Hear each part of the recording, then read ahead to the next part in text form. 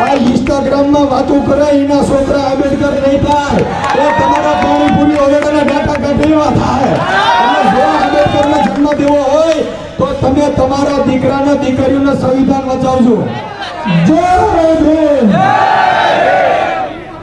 જો કે મારી ફૂલનો છોકરો રાજુ સોલંકી હવે અમે માનો ભૂલો છે, પણ હવે હું તમને વાત કરું, આ કોઈ સમાજ કે કોઈ જાતિ વિરુદ્ધ નથી. આ કાર્યક્રમ છે એ અન્યાય ને અત્યાચારની સામેનો કાર્યક્રમ છે. સાહેબ, ક્ષત્રિય સમાજ કોઈ તમારા વિરોધી નથી. ક્ષત્રિય સમાજ તમારો વિરોધી નથી. એ ભાવનગરના રાજાને લઈ લો, ખાલી કઠિયારામાં તમને કહો, મહારાજા ભાવનગર કૃષ્ણસિંહજી મહારાજ ઉભા હતા ને, કઠિયારાએ બોર ખાવા પથ્થરનો ઘા કર્યો અને પથ્થર લાગી ગયો.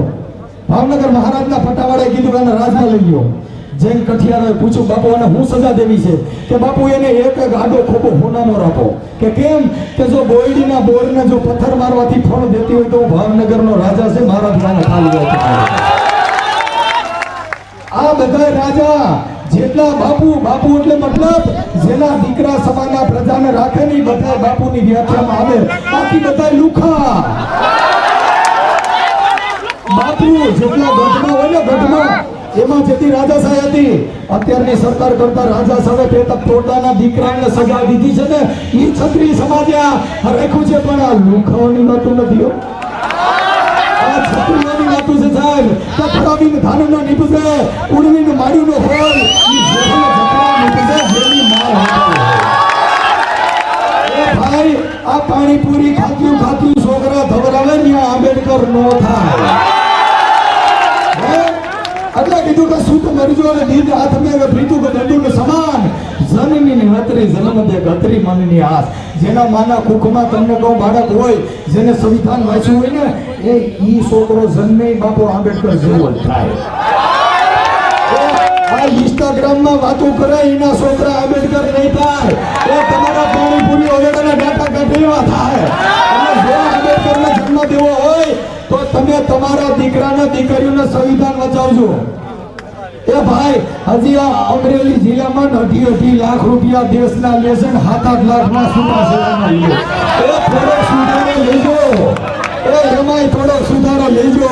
આ સમાજના છીએ ભાઈ, એ સમાજના છીએ.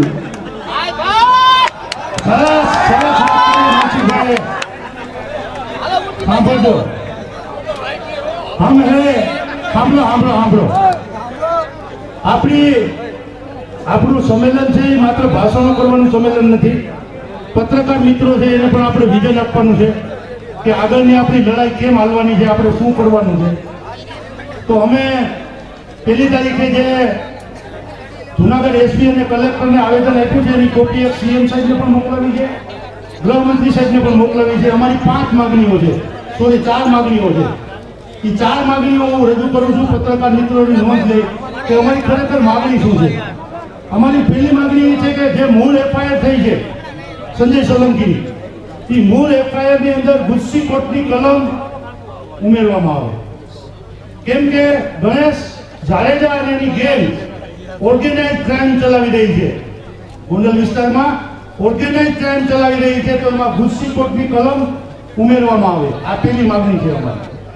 બીજી અમારી માગણી એ છે કે રાત્રે 11 વાગે પહેલા બનાવ બન્યો ભાઈ સંજુ, બરાબર? રાત્રે 11 વાગે સમાધાન થઈ ગયું, એ લોકો જતા રહ્યા. એ પછી એને કોઈએ કીધું કે એ તો દલિત હતા. જો સાંભળજો, દલિતો પ્રત્યેની આ ધૃણા શા માટે? અમે તો ક્ષત્રિયોને કોઈ દી ખરાબ કીધા નથી. અમે તો એના દ્રષ્ટાંત દઈએ છીએ. આગળ અમારા મનસુખભાઈએ કીધું એની જેમ એના ઇતિહાસ છે કે ભાવનગરના કૃષ્ણકુમારસિંહજી મહારાજ હતા અને જે સરદાર વલ્લભભાઈ પટેલને ભાવનગર રાજની ભેટ આપી ત્યારે ભાવનગર આપી દીધું, પણ જે એના રાણીબા હતો એનો કરિયાવર ના આપ્યો કે એ હું ના આપી શકું, કારણ કે એની ઉપર મારો અધિકાર નથી. એટલે એક નોકરને મોકલો કે તું બાને જઈને પૂછતો આવ્યો કે કરિયાવરનું શું કરવું એમ. એટલે બાને પૂછવા ગયા, એટલે બાએ કીધું કે હાથી વયા જતા હોય ત્યાં ગઢ વયો જતો, ત્યાં હાથીનું ના જોવાનું હોય, કરિયાવર દઈ દો ભારત સરકારને. એટલે આ સરકાર બનાવી છે રજપૂત સમાજે, એની સામે અમારી લડાઈ નથી.